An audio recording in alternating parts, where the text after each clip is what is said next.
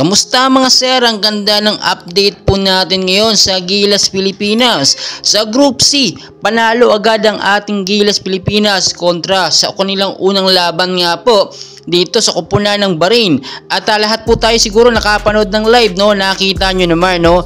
Ang ganda po ng sistema or strategy, line up ni Coach Tim Cone at tila napahiya harap-harapan dito, no? Ang SBP. Nakita nyo po, no? Yung naging first five ni Coach Tim Cone, no? Justin Brownlee, Junmar Fajardo, Scotty Thompson, Optana, Chris Newsome. Maganda yung kanyang ini-line up at talagang balance na balance lamang po. Nakita nyo naman yung rotasyon ng mga player, nagpapalit po siya kapag ka alam niya nga hindi na nakakapuntos or napapagod yung player. Dahil kung makikita nyo, no, nung first quarter ng game, no, naka first 2 points po agad tayo. Maganda yung naging pag-pick up doon ni Junmar Fajardo. Siya po ang nagbigay ng unang punto sa Gilas Pilipinas natin. Ang ganda rin ang ginawa ni Justin Brownlee, napaka-agresibo niya po sa kabila na talagang kakagaling lang niya sa injury, no, hindi pa ganun talaga fully 100%, pero nakita nyo naman, todo bigay talaga si Justin Brownlee at pinakita niya na parang normal siya at magaling siya at kaya niya makipagsabayan. Tignan niyo po, no, yung first quarter ng game, nakapagtala agad si Justin Brownlee ng 7 points, si Junmar Fajardo nakapagtala ng 6 points, Scotty Thompson 4 points, si Optana naman nakapagtala ng 4 points.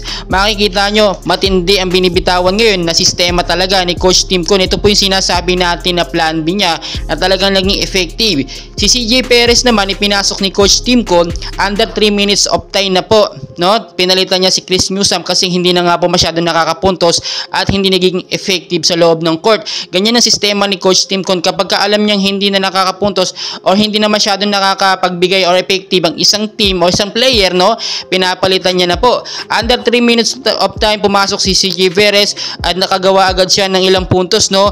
At talagang nakita natin naging agresibo si CJ Perez. Ang ganda ng kanyang galawan. Natapos yung first quarter ng game sa score na 22-18. Pagdating po ng second quarter ng game, nandun na si CJ Perez, no?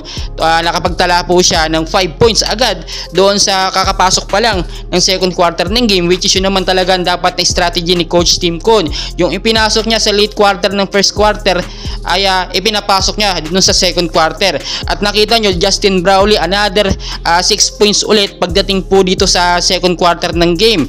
Si Japet Aguilar nakapagtala ng 2 points, which is nakita naman natin, no, under 6 minutes of time pinagpahinga na ni Coach Tim Cone itong si Justin Brownlee kasi nababad na siya nung first quarter. Pagdating ng second quarter pinagpahinga siya, pero sandali lang po, nakalipas lang ang ilang minuto, ibinalik din po agad siya kasi kinakailangan talaga si Justin Brownlee sa loob para na rin sa kanyang depensa. At nakita nyo, kahit wala po tayong Kai Sotto sa loob, talaga ang galing ng strategy or lineup nitong si Coach Tim Cone, no? Meron po tayong Kuame, hindi makaporma itong kupunan po ng Bahrain sa tindi ng depensa nito si Kuame, no? Nakapagtala pa nga po si Kuame dito sa second quarter ng 8 points, which is talagang inaasahan natin sa kanya dahil malaki at big man siya, no? Natapos po yung second quarter ng game sa score po, no, 51-33. Nakita nyo kung gaano talaga yung naging lamang ng Gilas Pilipinas. Talagang literal na tinambakan nila itong kupunan ng Bahrain, which inaasahan natin, no? Talagang mahihirapan ng Gilas Pilipinas, pero baligtad po ang nangyari. So tapos sinasabi nga po ng ilan na ito nga daw pong kupunan ng Bahrain ay pasok sa top 5 free qualifiers para sa Olympic, no? At nakita nyo naman kung paano sila nalampaso ng Gilas Pilipinas.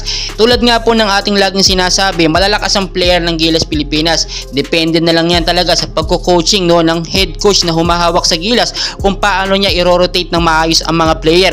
At nakita natin yan, yung maayos na rotasyon dito nga po kay Coach Tim Cone.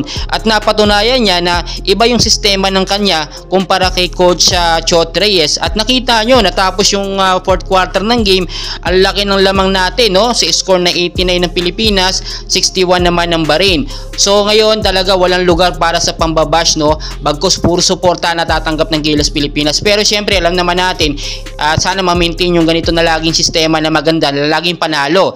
Sa susunod na laban naman ng Gilas Pilipinas dito sa Group C, makakalaban po nila, no, ngayong September 28 nga po, kupunan naman po ng Thailand, no? So suportahan natin ang Gilas Pilipinas hanggang manalo sila dito sa Group C at makaangat sa next round po. And please huwag nyo kalimutan mag-like and subscribe para updated po kayo sa ating mga Gilas updates. Maraming salamat.